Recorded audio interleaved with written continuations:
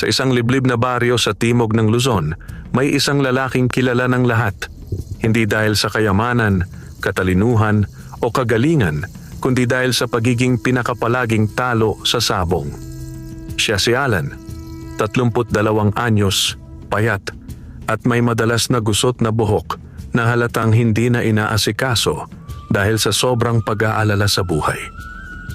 Si Alan ay isang sabungerong salat sa swerte. Kahit anong pag-aalaga niya ng manok, kahit anong dasal bago sumalang sa ruweda, at kahit anong pagod sa pagpili ng lahi, lagi siyang natatalo. Minsan nga, tinutokso siya ng mga kabarangay na baka siya raw ay isinumpa, at kahit ang manok daw na walang kalaban ay matatalo pa rin kung siya ang magmamay-ari.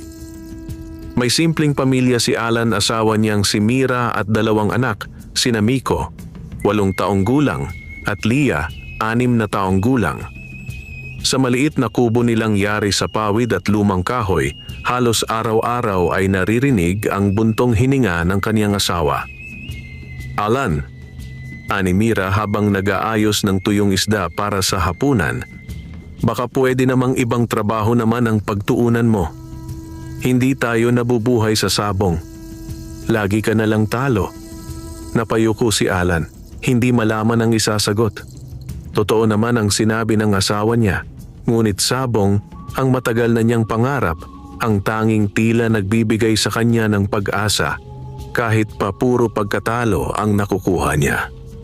"Mira, huling subok na lang. Pangako, kapag natalo pa ako bukas, titigil na ako," sabi niya. Bagaman may halong pangamba ang tono.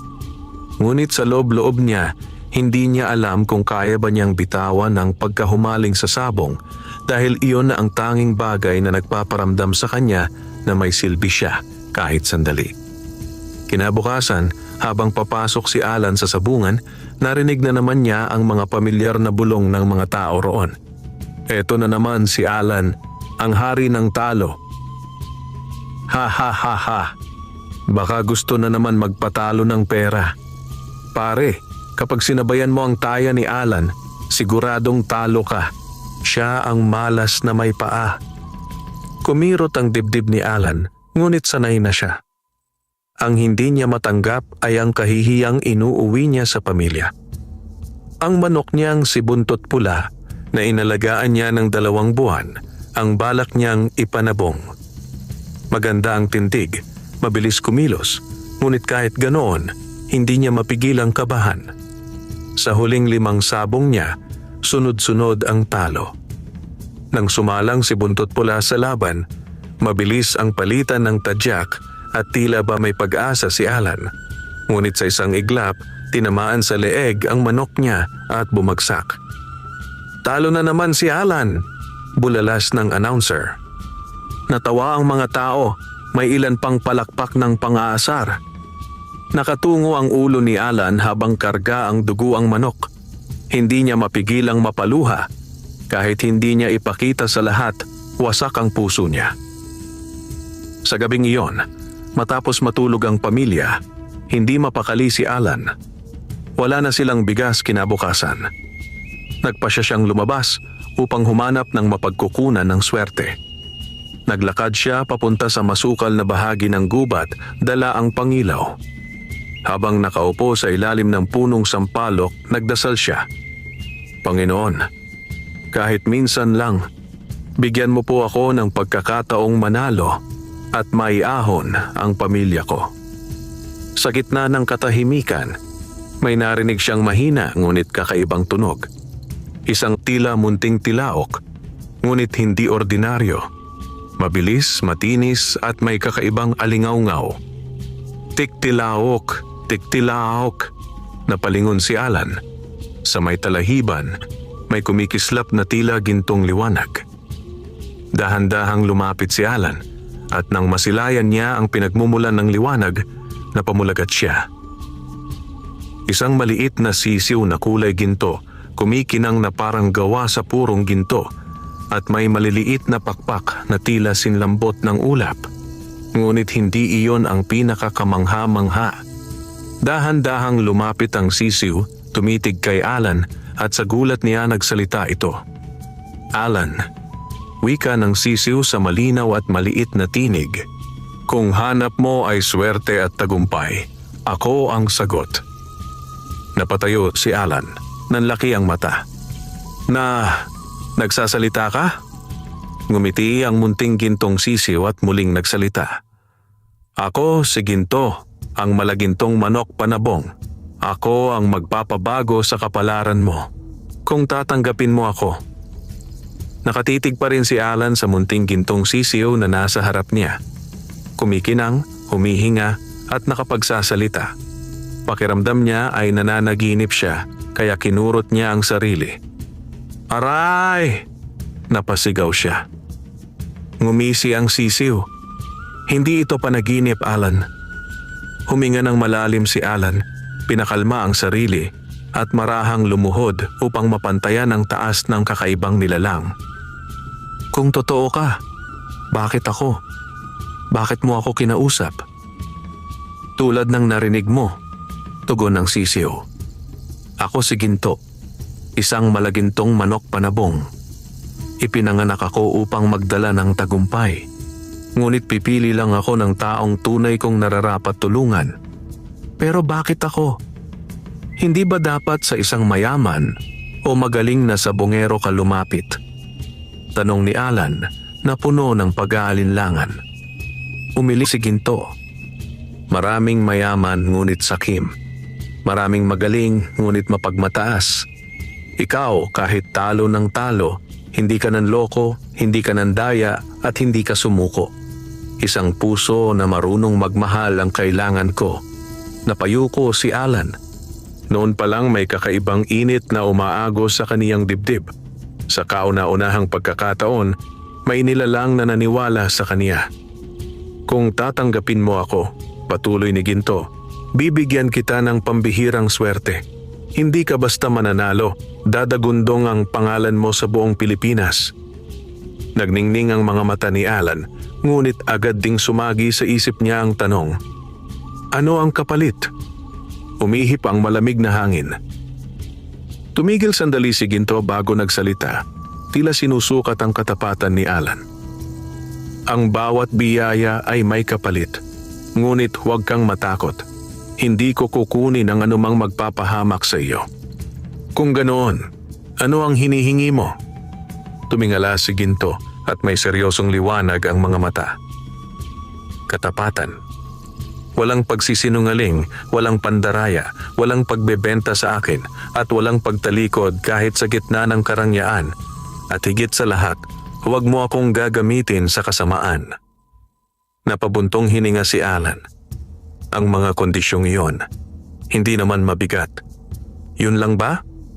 Kung iyan ang kapalit upang mabigyan ko ng maayos na buhay ang pamilya ko, oo, tinatanggap ko. Ngumiti si Ginto. Kumislap ang katawan nito at nagbigay ng malamlam na liwanag. Simula ngayon, Alan, ako ang iyong kaibigan at kabalikat sa laban, ngunit isang babala. Kapag nagsimula na ang iyong pag-angat, sabi ni Ginto, magigising ang mga matang nananahimik sa inggit.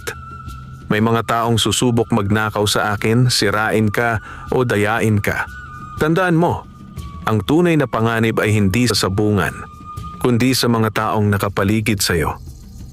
May kilabot na dumaan sa likod ni Alan, ngunit hindi niya ito pinahalata. Mamaiintindihan, ano ang una kong dapat gawin? Bumalik tayo sa inyong bahay, tugon ni Ginto. Bukas ng umaga, sisimulan natin ang unang araw ng iyong tagumpay. Maingat na pinulot ni Alan si Ginto at itinago sa loob ng kaniyang lumang jacket upang walang makakita. Tahimik siyang umuwi sa kanilang kubo. Pagsapit sa bahay, maingat niyang inilagay si Ginto sa isang lumang kahong may malambot na basahan. Bago matulog, muling nagsalita ang sisiw. Alan, sa pagdating ng bukang liwayway, magsisimula ang pagbabago ng buhay mo. Napangiti si Alan nang hindi maipaliwanag. Matagal na siyang hindi natutulog ng may pag-asa. Ngayon, tila nagsisimula na ang hinahanap-hanap niyang bagong kapalaran. Kinabukasan, Paggising ni Alan, agad niyang binuksan ang kahon. At laking pagtataka niya nang makita na hindi na maliit na sisiw ang nasa loob, kundi isang makisig na batang manok na kulay ginto. Mas malaki kaysa sisiw ngunit mas maliit pa sa normal na tandang. May makinang na balahibo at matatag ang tindig. "Magandang umaga," bati ni Ginto. "Handa ka na ba para sa unang pagsubok?" "Ha? Subok? Akala ko ba papapanalunin mo ako agad?" Umiling si Ginto. "Hindi ganon kadali. Bago kita ihatid sa glorya ng sabungan, dapat mong patunayan na kaya mong ipagtanggol ako dahil marami nang naghahanap sa akin." Natigilan si Alan. "Anong ibig mong sabihin, Ginto?" Tumalon si Ginto sa balikat niya at bumulong. "May mga taong dati ko nang tinanggihan at kapag nalaman nilang nasa iyo ako, magugulo ang buhay mo." Nagliyab ang interes at kaba sa puso ni Alan. Ano ang pinasok niya? Maagang nagising si Alan ng araw na iyon, hindi dahil sa pag-aalala, kundi dahil sa kakaibang sigla at pananabik.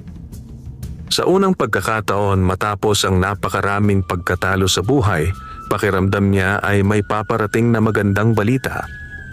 Habang tahimik na nagluluto ng lugaw si Mira para sa agahan, napansin niyang tila nakangiti si Alan sa kawalan. "Ang aga mo yatang nakangiti," puna ng asawa. "May maganda bang nangyari?" Hindi malaman ni Alan kung paano uumpisahan ang paliwanag. Hindi naman niya maaaring sabihin agad na may nagsasalitang gintong manok sa loob ng kanilang bahay. "Wala naman. Siguro may magandang darating lang," tugon niya sabay kindat kay Mira, na tinanguan naman ito ngunit may pagdududa. Pagkakain, tinawag ni Ginto si Alan mula sa kahon. "Alan, hindi ka makasusulong kung hindi mo muna ipapakilala ang katotohanan sa mga taong pinakamahalaga sa iyo. Unahin mo ang pamilya mo. Sila ang unang dapat makaalam," wika ni Ginto. Nanlaki ang mata ni Alan. "Sigurado ka? Baka mabigla sila o matakot.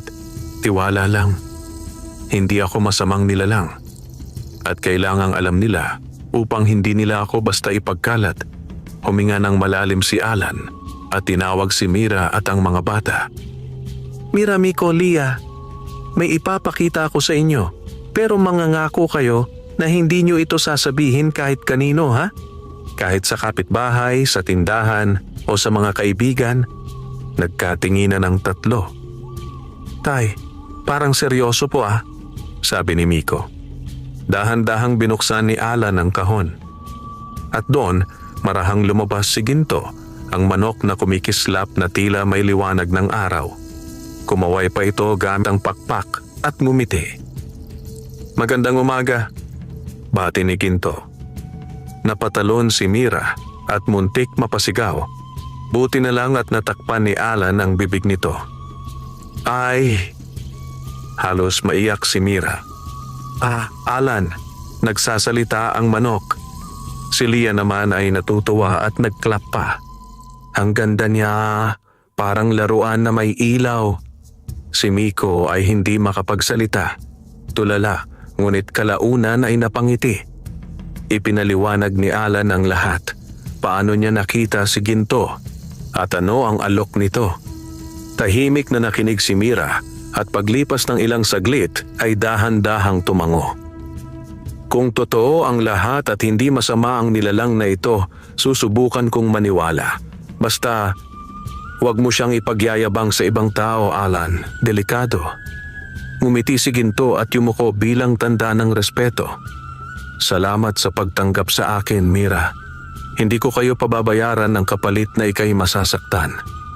Bago lumabas si Alan upang mamili ng patuka para kay Ginto, may ibinigay na paalala ang mahiwagang manok. "Alan, mula ngayon makakakita ka ng mga senyales ng swerte. Kapag may nakita kang puting paru-paro, sundin mo ito. Ito ang unang gabay mo." Hindi man maintindihan ni Alan, tumango na lamang siya. Bit-bit ang maliit na basket, naglakad siya papuntang bayan. Pagdating niya sa kalsada, may puting paru-parong lumipad sa tapat niya. Napatigil si Alan. "Ito ba yon?" Sumunod ang paru-paro. at dinala siya sa isang lumang tindahan ni Mang Epol. Kilala ito na nagbebenta ng mga gamit pang sabong. Pagdating niya sa tindahan, biglang nagsalita si Mang Epol. "Alan? Sakto. May dumating na bagong klase ng patuka, pang-develop ng lakas at bilis ng manok. Isa ka sa unang pwede kong pagbilhan. Gusto mo ba subukan? Promo ngayon." Napakamot si Alan. "Mang Epol, alam niyo naman, kapos pa ako sa pera." Napangiti si Mang Epol. "Babayaran mo na lang kapag nanalo ka. Tiwala ako ngayon sa'yo." Napatulala si Alan. "Tiwala? Sa akin?" Napakabihirang marinig niya iyon mula kahit kanino, lalo na sa sabungan. Kinuha niya ang patuka. Habang pauwi, may isa pang senyales, isang baryang gintong kulay ang gumulong sa harap niya. Nang pulutin niya, isa pala iyong lumang 6 na pisong barya na matagal nang hindi umiikot. Hindi niya alam kung bakit, pero may kakaibang init at saya sa puso niya. Pagdating niya sa bahay, sinimulan ni Ginto ang pagsasanay. "Alan," wika ni Ginto, "hindi ako basta-basta lumalaban agad. May 3 yugto bago kita papasukin sa sabungan. Una, pagtatatag ng tiwala at ugnayan. Ikalawa, pagsasanay sa taktika ng laban. Ikatlo, ang unang sabak sa pampublikong sabong." "Anong gagawin ko?" tanong ni Alan. "Simulan mo sa pag-aalaga sa akin hindi bilang sabong na hayop, kundi bilang kaibigan. Walang pagmamadali. Pakainin mo ako ng may malasakit, kausapin mo ako at pakinggan ang mga payo ko." At doon nagsimula ang kakaibang bonding nila. Habang pinapakain niya ng espesyal na patuka si Ginto, napansin ni Alan na kumikinang ang balahibo nito ng mas matingkad, lumalakas, tumitikas. "Bukas, Alan," sabi ni Ginto, "ipapakita ko sa iyo ang unang mahiwagang kakayahan ko." Napakunot ang noo ni Alan. "Kakayahan? Ano pa ba ang hindi ko nalalaman?" Ngumisi si Ginto at may kakaibang liwanag ang mga mata. "Tandaan mo, ang tunay na laban ay hindi lamang nasa sabungan. May mga matang nakamasid na. Ramdam kong may isang taong nakaamoy na ng swerte mo at susubukan kang unahan." Napahinto si Alan. "Sino? At bakit?" Ang simula ng swerte ay nagbubukas din ng pintuan sa panganib.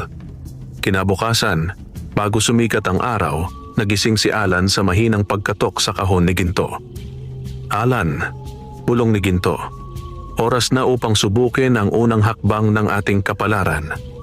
Napahilot si Alan sa muka at tumango. "Handa na ako, Ginto." Ngunit bago sila umalis, muling kinausap ni Ginto ang pamilya. "Mira, Miko, Lia, bantayan ninyo ang inyong ama. Hindi magiging madali ang susunod na mga araw. At kung may kumatok o magtanong tungkol sa akin, huwag ninyong sasagutin." Nagkatinginan ng mag-iina at sabay na tumango. Ramdam nila ang bigat ng mensahe ni Ginto. May paparating na hindi pangkaraniwan. Pagkalabas nila ng bahay, hindi dinala ni Alan si Ginto sa karaniwang sabungan sa baryo. Sa halip, dinala sila ng puting paru-paro patungo sa isang maliit at lihim na sabungan sa gilid ng ilog. Ang sabungang tulay na pinupuntahan lamang ng piling sabunghero. Dito nagaganap ang mga underground na laban. Madalas walang paalam, walang ingay, at kadalasan ay labanang walang tawiran ng pera, kundi purong pag-uusisa sa lakas ng manok. Pagdating nila, kaunti lamang ang naroon, mga veteranong sabongero na kilala sa lugar. Agad siyang nakilala ng dalawa. "Uy, si Alan to ah," bulalas ni Tomas, isa sa mga kilalang miron doon. "Anong ginagawa mo rito? Wala ka bang sawa sa talo?" Natawa ang iba. "Baka gusto lang manood," sabat naman ni Kaloy. Ngunit may isang tahimik na nakamasid. Benjo, ang sabungerong may matalas na mata at reputasyon bilang asong matyaga. Hindi ito nagsalita, ngunit nakatitig kay Alan at parang inuusisa ang dala niyang maliit na supot kung nasaan si Ginto. Bago nila iharap si Ginto sa sinumang laban, kinausap niya muna si Alan sa gilid. Alan, tandaan mo ang 3 patakaran bago ako lumaban. Seryosong wika ni Ginto. Huwag ipagyabang ang kakayahan ko. Huwag magalit kahit insultuhin ka. Huwag tataya ng malaki sa unang pagkakataon. Tumango si Alan. Opo, tanda ko. Ang unang layunin natin ay hindi ang manalo ng pera. Paliwanag ni Ginto. Kundi makita kung paano tumutugon ang mga mata ng tao kapag naramdaman nilang may kakaiba. Dahan-dahang inilabas ni Alan si Ginto mula sa supot. At nagsimulang magliwanag ang balahibo nito ng bahagya. Naakit agad ang tingin ng mga nasa paligid. Hoy, ang ganda ng manok mo, Alan ha? Puna ni Tomas. Parang may kinang. Kinulayan mo ba yan? Hindi sagot ni Alan habang pilit nananatiling kalmado. Napataas naman ang kilay ni Benjo. Iba ang aura niyan. Anong lahi yan at saan mo nakuha? Hindi sumagot si Alan. Niyuko niya lang si Ginto bilang hudyat na panatilihin ang sekreto. Isang maliit ngunit mabangis na manok ang inalok ni Kaloy, pangunang katapat ni Ginto, kulay abo, mabilis kumilos at kilala raw na hindi pa natatalo sa ganoong uri ng laban. Tamang pang-test lang yan, bulong ni Ginto kay Alan. Pumayag ka, ngunit maliit lang ang tayang pera. Taya? 300 lang, sabi ni Alan. Natawa ang iba. Aba, mukhang natuto na, maliit muna. Nang sumalang ang 2 manok sa gitna, nagmistulang tumahimik ang hangin. Ang liit ni Ginto kumpara sa kalaban, ngunit ang tindig niya ay matatag, mata ay matalim. Handa ka na? Tanong ni Alan. Ngumisi si Ginto. Watch closely, Alan. Ito ang unang kakayahan ko. Sa unang pitik ng hudyat, naglaho si Ginto sa paningin. O iyon ang akala ng lahat. Sa loob lamang ng isang kisap mata, nasa likuran na siya ng kalaban at tumuka sa batok, sabay ikot at iwas sa sipa. Isang mabilis, malinis na galaw na hindi karaniwang kayang gawin ng normal na manok. Anong nangyari? Sigaw ng isa sa mga miron. Ano yun? Parang lumipad ng mabilis. Sa ikalawang galaw, muling umikot si Ginto. Nagbigay ng 3 sunod-sunod na tuka sa leeg ng kalaban. Tumigil na ang kulay abong manok. Hindi ito sugatan ng malala, pero ayaw ng lumaban. Isang malinaw na panalo para kay Alan. Nagkatinginan ang mga tao. Ang ilan ay namangha, pero may ilan na agad kumunot ang noo. Hindi normal yung ginawa ng manok niya. Parang may agimat. At ang hindi kumurap ng titig, si Benjo. Hindi ito nagsalita, ngunit halata ang interes at kutob niya. Lumapit siya kay Alan pagkatapos ng laban. Magaling ang manok mo, anya na may malamig na tono. Kung ako sa'yo, iingatan ko yan. Baka may kumuha. Nagkibit balikat si Alan, pilit ngumingiti. Loko ka talaga, Benjo. Ngunit bago umalis si Benjo, may binitawan itong pangungusap na nagpadagdag ng kaba sa dibdib ni Alan. Hindi lahat ng nakangiti sa iyo ay kaibigan. Sa susunod na linggo, may malaking sabong sa bayan ng San Isidro. Sigurado akong pupunta ka. Iyon ang tunay na pagsubok. Dahan-dahang lumakad palayo si Benjo, ngunit bago tuluyang makalayo, tumingin pa ito ulit sa supot ni Alan na parabang nakikita niya ang sikreto sa loob. Habang pauwi na sila, nagsimulang magsalita si Ginto. Alan, huwag mong maliitin ang taong iyon. Hindi siya tulad ng iba. May pakiramdam ako. Isa siya sa mga taong babanggitin ko sa iyo noong unang gabi. Ang mga taong susubok na kawin ako. Napahinto si Alan. Muling sumagi ang sinabi ni Ginto. Kapag nagsimula na ang iyong pag-angat, magigising ang mga matang nananahimik sa inggit. Kung iyon pa lang ay may nagmamanman na, ano pa kaya ang susunod? Sa likod ng tagumpay, nakabukas na ang pinto ng panganib. Mula sa araw ng unang tagumpay ni Ginto sa lihim na sabungan, hindi mapigil ni Alan ang kilig at pag-asa sa puso. Ngunit kasabay nito ay unti-unting sumisiksik ang kaba sa kanyang dibdib.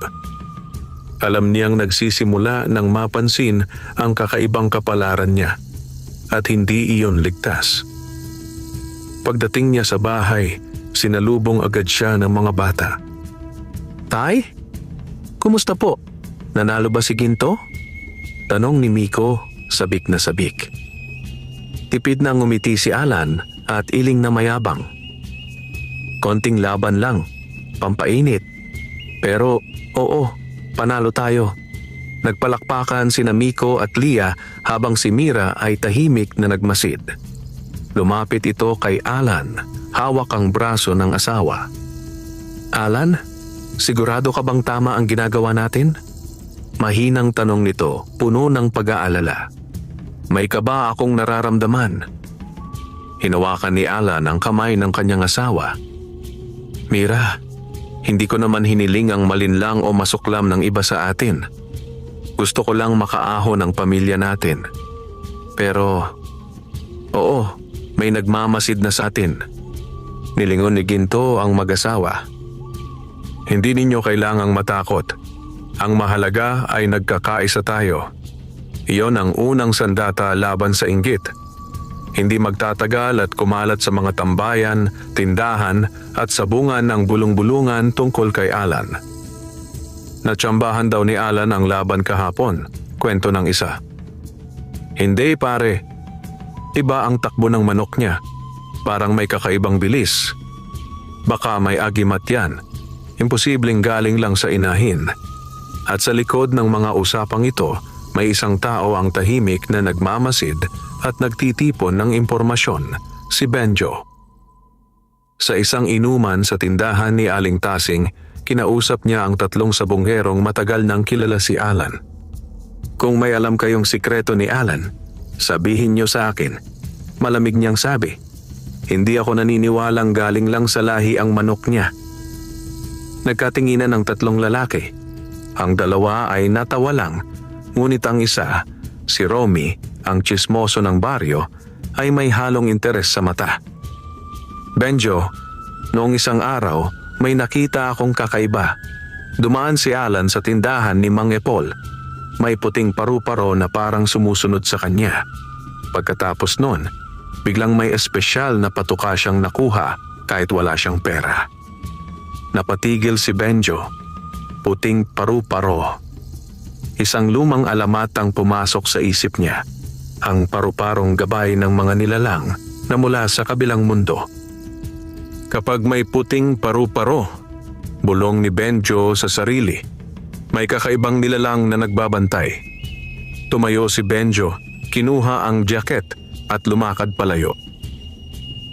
Hindi ito basta panalo, may himala o may mahika na nangyayari at aalamin ko kung ano.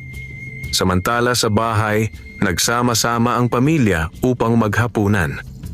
Ngayon lamang nilang naramdaman ang ganitong init sa mahabang panahon. May saya, may pag-asa, may kwentuhan. "Ginto, kakain ka ba ng kanin?" Tanong ni Lia habang iniaalok ang maliit na subo sa manok. Ngumiti si Ginto. "Hindi ako kumakain ng karaniwang pagkain ng tao, Lia. Pero salamat." Nagpalipad ito ng maliit na kinang mula sa pakpak, parang glitter na ginto na nagpasaya sa bata. Tumawa si Miko. "Ang galing mo, Ginto. Para kang superhero na manok." Ngumiti si Alan. "Kaya nating harapin ang malaking sabong sa San Isidro. Pero bago iyon, may dapat tayong pag-usapan." Tumingin siya sa kanyang pamilya at humigpit ang kanyang hawak sa kamay ni Mira. "Kung tuloy-tuloy ang pag-angat natin, may mga taong hindi matutuwa. May mga susubok manira, magnakaw o sumira ng pangalan natin. Pero hindi ko gagamitin si Ginto para sa kasamaan. Para sa atin lang ito. Para sa magandang kinabukasan natin." Napayuko si Mira at may luhang tumulo. Alan, basta hindi ka magbabago. Yun ang panata ko sa'yo, sa ating lahat. Naglapit silang 5, mag-asawa, mga bata at si Ginto. At sabay-sabay naghawak kamay. Isang panata ng pagkakaisa, katapatan at pagbabagong may pag-iingat. Pagkatapos ng hapunan, nag-usap ng pribado sina Alan at Ginto. Alan, seryosong wika ni Ginto. Hindi ko itinuro sa iyo ang kakayahan ko upang ipagyabang. Tandaan mo ang sinabi ko. May mga taong susubok palitan ng kabutihan ng inggit at ginto ng kasakiman. Tumingin si Alan. Alam ko, Ginto, si Benjo. May kutob ako sa kanya. Tumango si Ginto. Tama ang kutob mo.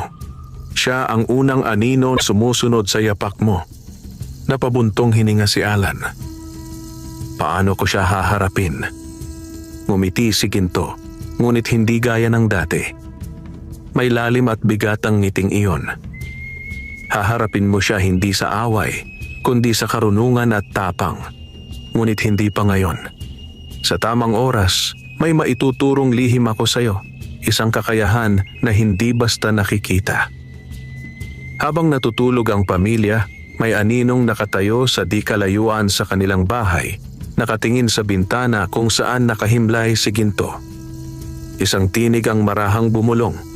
Kung totoong nasa iyo ang manok na sinasabi nila, Alan, kahit magtago ka, makukuha ko rin yan. At nang tumalikod ang aninong iyon, may kumislap na talim sa kanyang bulsa. Isang bisturi. Patunay na handa siya sa kahit anong paraan para makuha ang sikreto ni Alan. Sumapit ang mga susunod na araw na puno ng paghahanda. Hindi man lubos aminin ni Alan, ramdam niya ang tumitinding presensya ng panganib sa paligid. Ngunit sa kabila nito, mas nanaigang determinasyon niyang ihanda si Ginto para sa nalalapit na malaking sabong sa San Isidro. Habang papalapit ang araw ng laban, pinili ni Ginto na simulan ang seryosong pagsasanay nila. Hindi lamang sa lakas, bilis at estratehiya, kundi pati na rin sa disiplina at puso. Maagang gumising si Alan upang simulan ang unang bahagi ng pagsasanay. Dinala niya si Ginto sa isang malawak na bakuran sa likod ng bahay kung saan walang ibang tao. Ginto, handa ka na ba? Tanong ni Alan habang inaayos ang maliit na bakod na parang ring. Tumalon si Ginto sa gitna ng bakuran. Sa laban, hindi sapat ang bilis at lakas. Kailangang marunong kang magbasa ng galaw ng kalaban bago pa man ito umatake. Itinaas ni Alan ang kilay. Paano mo gagawin yon? Dahan-dahang lumipad si Ginto at umikot sa ere habang kumikislap ang balahibo nito. Nang lumapag siya, nagliwanag ang kanyang mga mata. Alan, ngayon ipapakita ko sa iyo ang ikalawang kakayahan ko. Huminga ng malalim si Alan, sa bigat kaba ang naramdaman. Ito ang tinatawag na lihim na paningin, wika ni Ginto. With this, kaya kong makita ang mahinang bahagi ng kalaban, ang parte ng katawan na sapat na tamaan upang mawalan ito ng lakas tumuloy sa laban. Namilog ang mata ni Alan.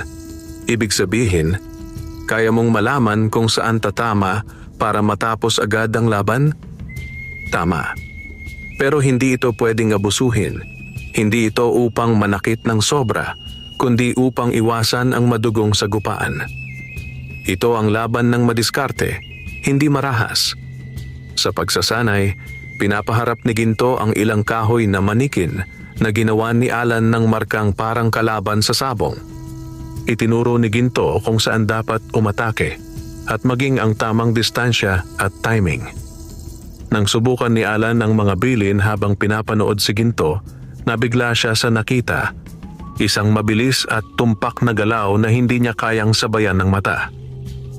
Kung makontrol natin ito sa sabungan, bulong ni Alan, hindi lang tayo mananalo, magiging alamat tayo. Alalahanin mo, Alan, sagot ni Ginto. Ang laban ay hindi para maging alamat, kundi para maiangat ang pamilya mo. Huwag malimutan ang dahilan. Habang abala sila sa pagsasanay, Hindi napansin ni na Alan na mula sa may puno ng mangga sa likuran ng bahay, may nagmamasid. Isang pares ng mata ang kumikislap mula sa lilim, si Benjo. Tahimik itong nagmasid, pinakinggan ang mga tunog at pilit na sumisilip sa bawat galaw ni Alan at Ginto. Hindi niya lubos makita ang buong pangyayari, ngunit sapat na ang narinig at nasilayan upang patunayan na may kakaiba sa manok. Hindi normal yon, pulong ni Benjo. Kakaiba talaga ang manok na yon. Dahan-dahan siyang umatras, pansamantalang umalis, ngunit may nakaplano na sa isip niya. Kung hindi ko makuha ngayon ang sikreto, gagawa ako ng paraan bukas. Pagbalik ni Alan sa bahay, nadatnan niya si Mira na may inihahandang munting merienda para sa kanila. Tinulungan pa ni Ginto si Lia sa pag-angat ng pitzel gamit ang mahiwagang paglipad. Natawa si Mira. Hindi ko akalain na may maliit at gintong nilalang na magpapaligaya sa aming lahat ng ganito. Lumapit si Alan, yumakap kay Mira. Hindi ako nagkamali sa pagtanggap kay Ginto, pero kailangang mas maging maingat tayo. Hindi lahat matutuwa sa tagumpay natin. Tumango si Mira.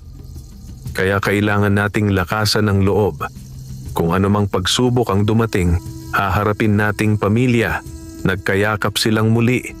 At si Ginto na nasa mesa ay tahimik na nakangiti sapagkat ang pagkakaisa ng pamilya ang tunay na kapangyarihan na kailangan sa laban. Kinagabihan, habang nakaupo si Alan sa labas, lumapit si Ginto sa kanya. Alan, naramdaman mo ba ang presensya kanina? Napatingin si Alan sa dilim sa direksyon ng likod bahay. Oo, may taong nagmamasid, hindi ba? Tumango si Ginto. Si Benjo, hindi siya titigil hanggat hindi niya nalalaman ang sikreto ko. At tandaan mo, may mas malalakas pa kaysa sa kanya. Darating araw na hindi lang isang tao ang hahabol sa atin.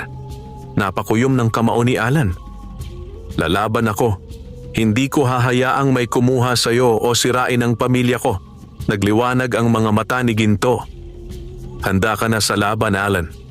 Ngunit ang tunay na pagsubok ay hindi sa sabungan, kundi sa pagpili ng tama kahit nahaharap sa tukso.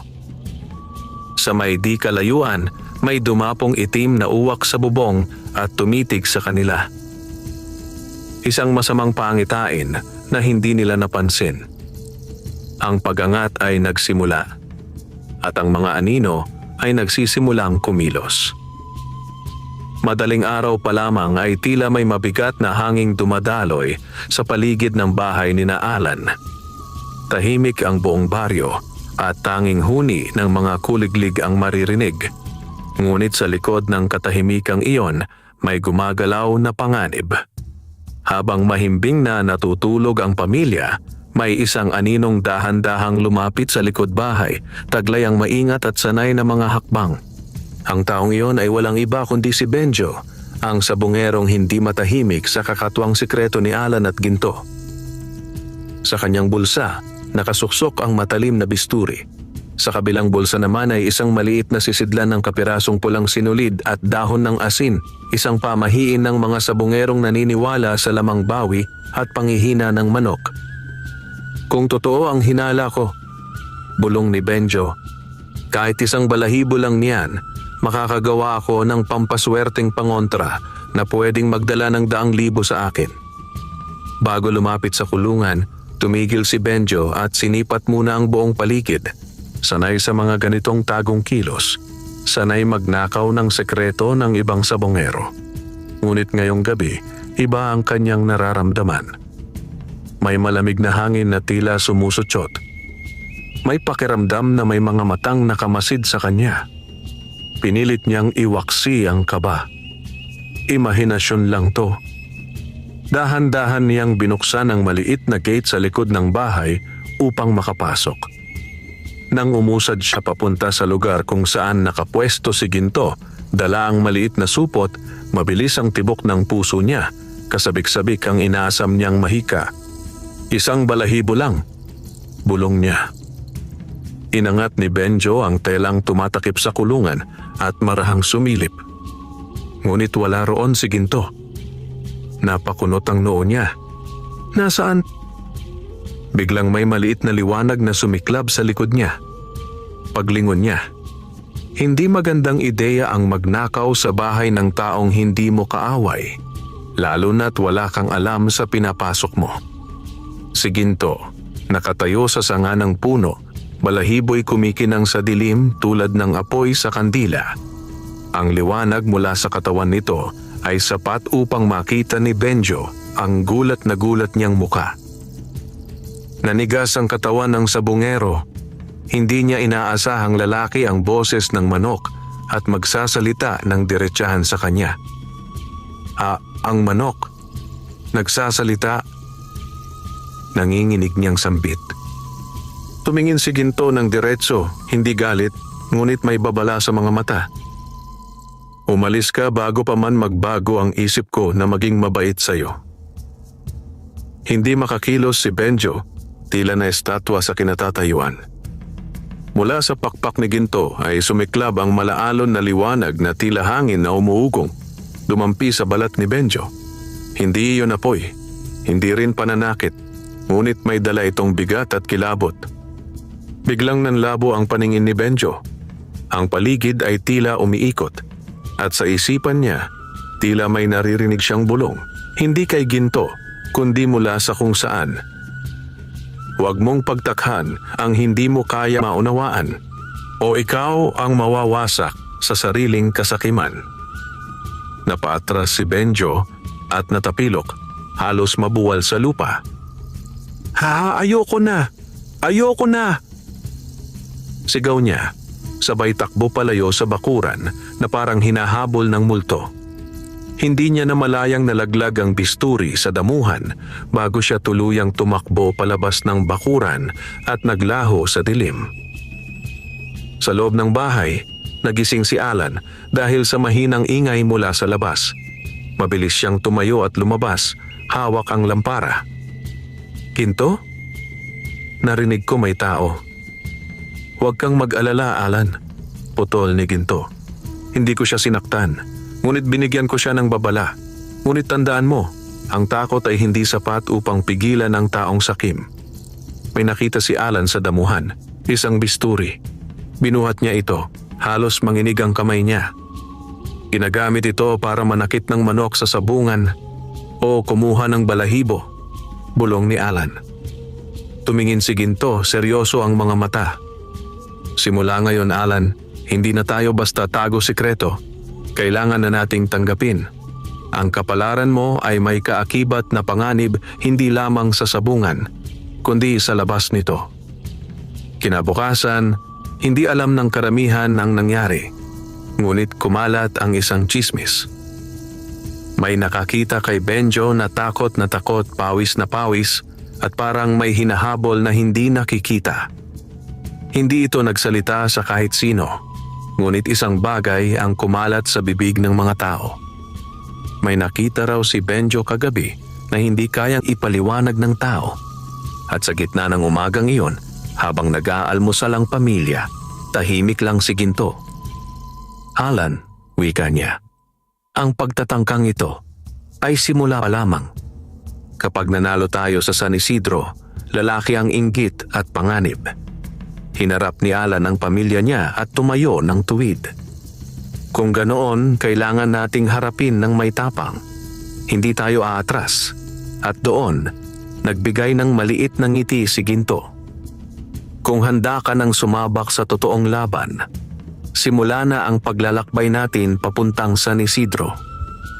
Sa malayo, may itim na uwak na muling dumapo at tumitig sa kanila na parang sugo ng mas malaking panganib.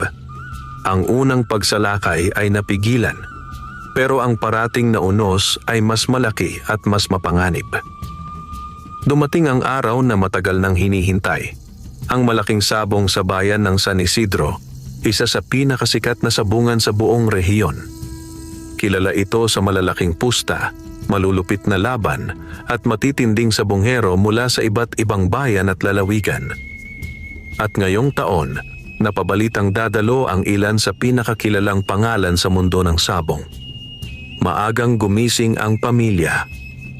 Habang nilalagay ni Alan si Ginto sa isang espesyal na kahong may malalambot na tela at maliit na butas para makahinga, ramdam niya ang mabilis na tibok ng kanyang puso.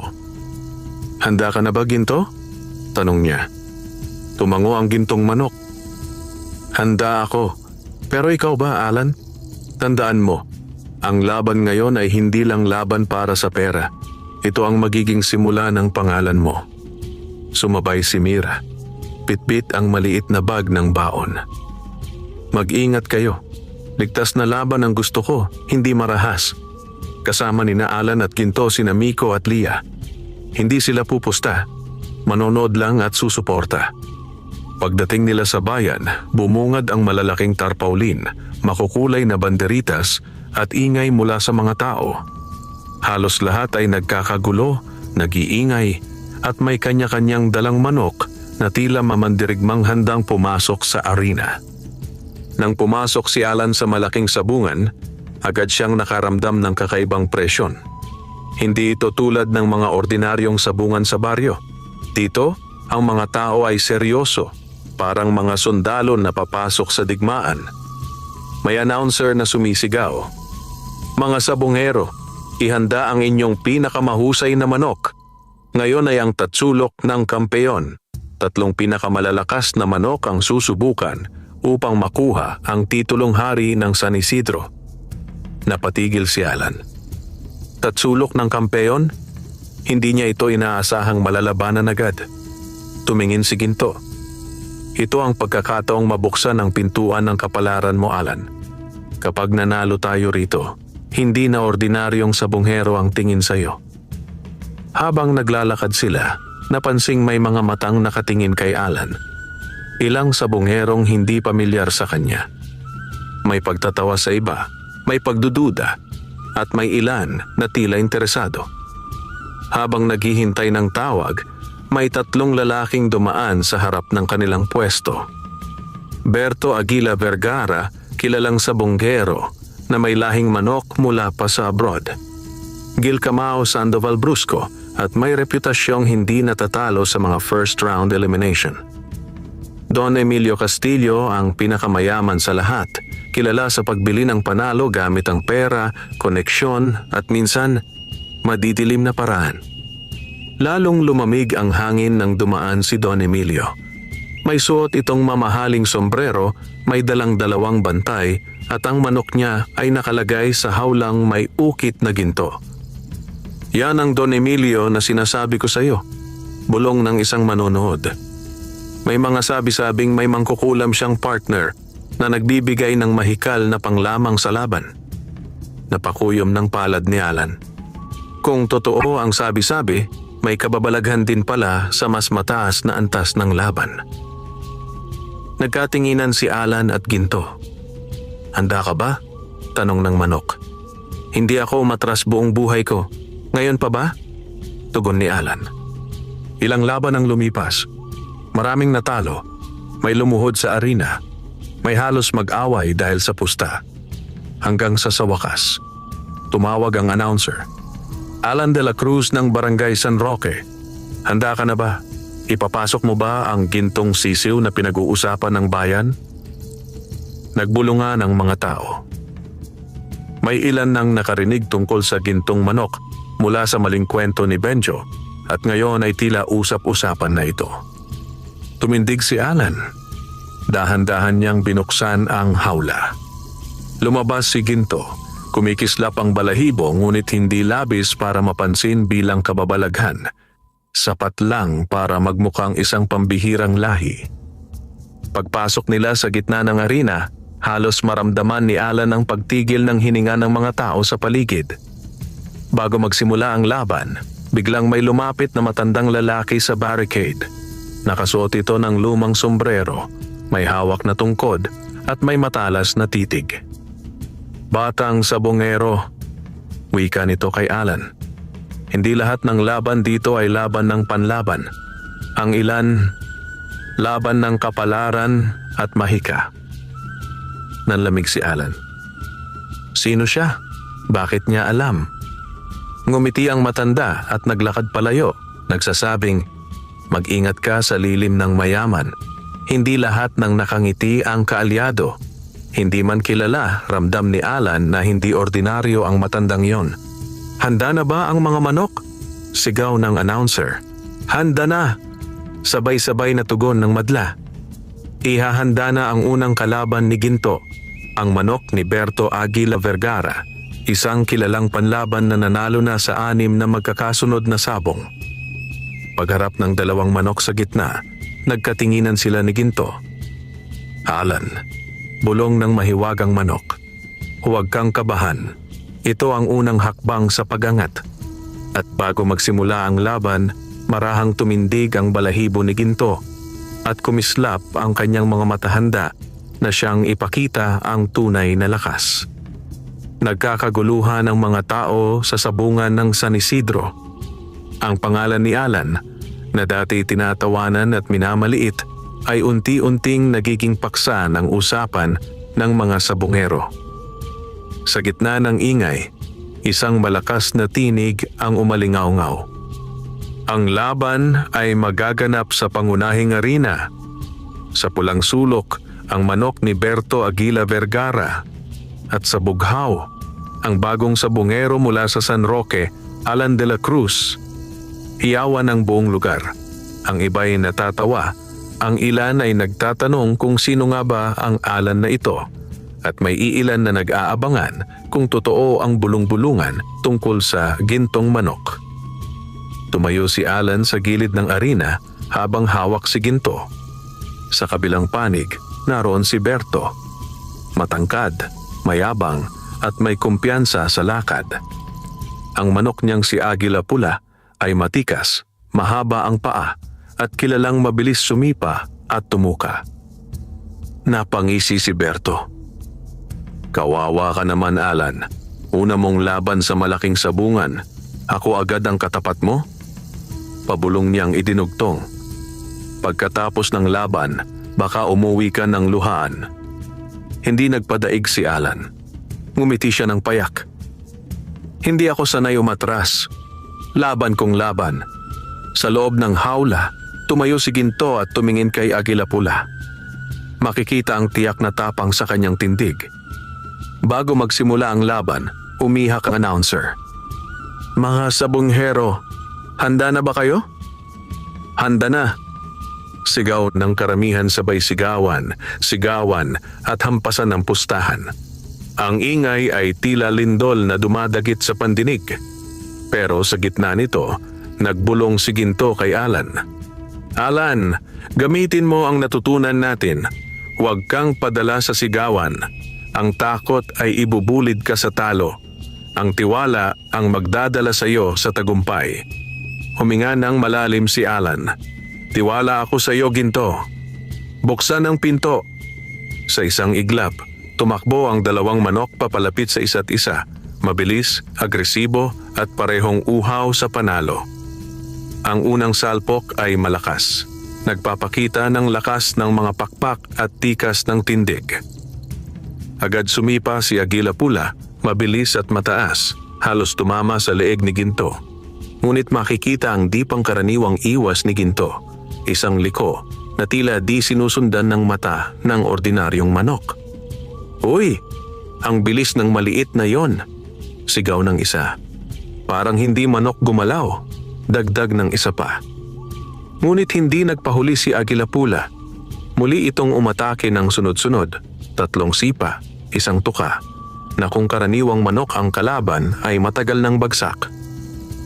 Ngunit sa bawat galaw ng kalaban, nagbabago ang posisyon ni Ginto na parang nababasa ang susunod na tira. "Alan," bulong ni Ginto mula sa gitna ng laban. "Oras na." Naglaho ang ngiti ni Alan, napalunok. "Iyon na ba?" Tumitig si Ginto kay Agila Pula at tila may nagniningning na bilog sa kanyang mata. Sa paningin niya, may kumikinang na pulang bahagi sa kanan likod na pakpak ng kalaban.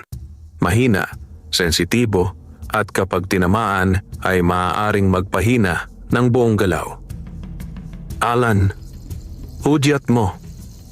Tumango si Alan at bumulong. Sa kanan, likod ng bagwis. At doon, nang sumunod na salpok, umiwas si Ginto at tumuka ng isang beses lang sa tamang bahagi. Tumigil si Agila Pula. Nalaglag ang balanse. Nanggisay ang pakpak at unti-unting umurong. Isang iglap, isang tama, isang tumpak, at ang arena ay biglang natahimik. Panalo ang bughaw! Sigaw ng announcer. Sumabog ang hiyawan, hindi dahil lahat ay natuwa, kundi dahil hindi makapaniwala sa nakita nila. Napamulagat si Berto, hindi makapaniwala. Hindi pwede yon, imposible. Walang manok na umiwas at tumama ng ganon katumpak.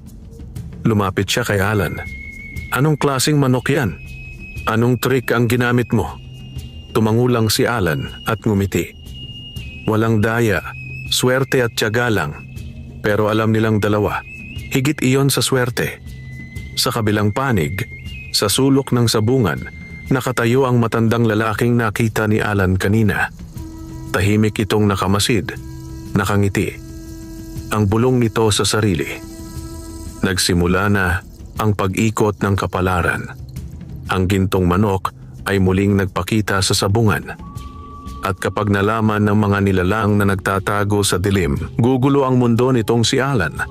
Bago pa man makuha ng pamilya ni Alan ang sandaling kasiyahan, muling nagsalita ang announcer.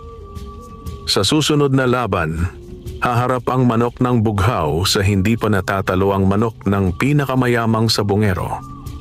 Don Emilio Castillo. Uminog ang tingin ng lahat kay Don Emilio, na tila nagngingisi habang hinahaplos ang hawla ng kanyang manok na may kakaibang aura, maitim, mabangis, at tila nagliliyab ang mga mata. At doon nagsimula ang bulungan.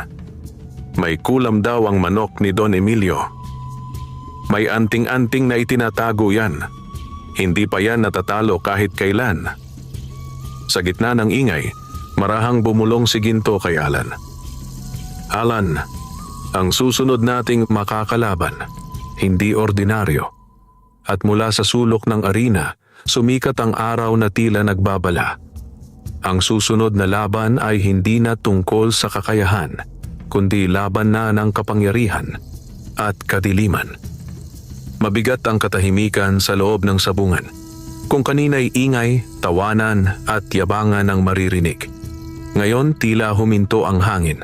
Lahat ng mata ay nakatutok kay Alan at sa kanyang gintong manok na si Ginto. Sa bughaw, Alan de la Cruz at ang gintong manok. Sigaw ng announcer.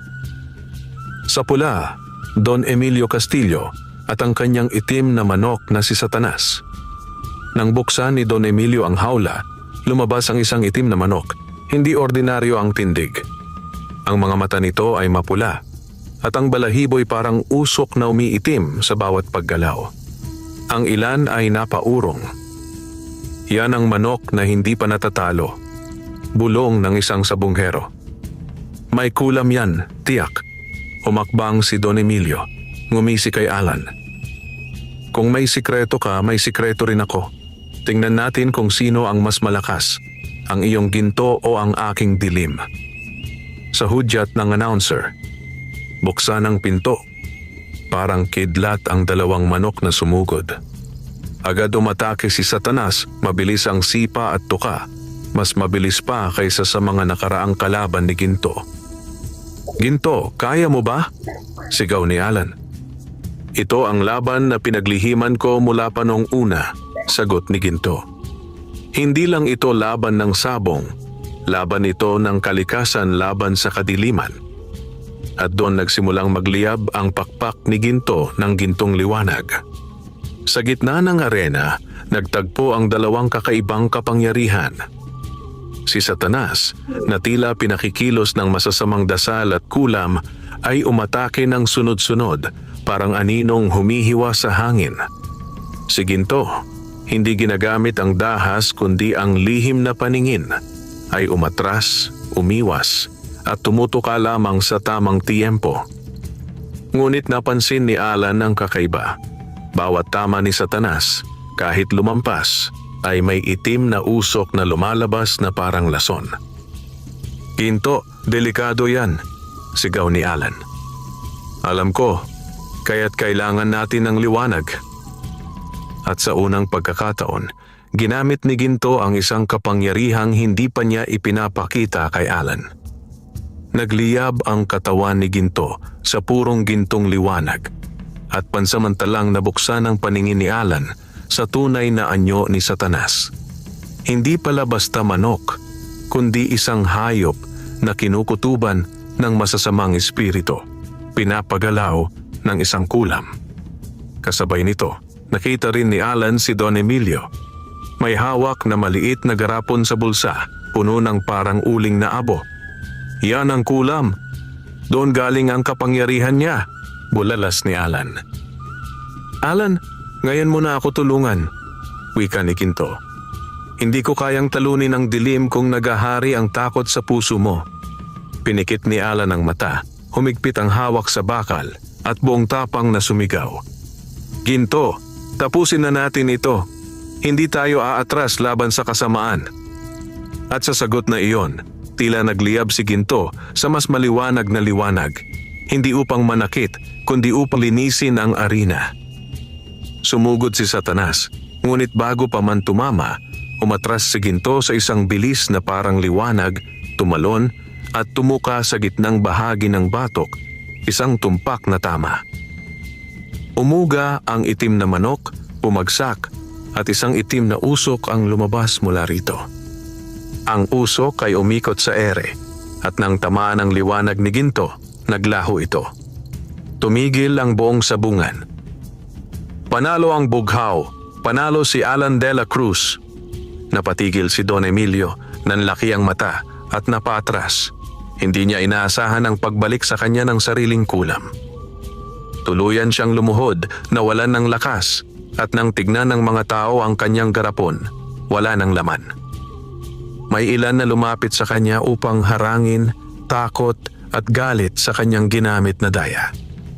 Sa sulok ng sabungan, ang matandang misteryosong lalaki ay ngumiti ng malalim.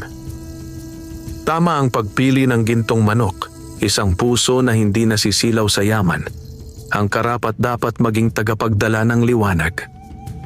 Lumapit ang pamilya ni Alan sa arena.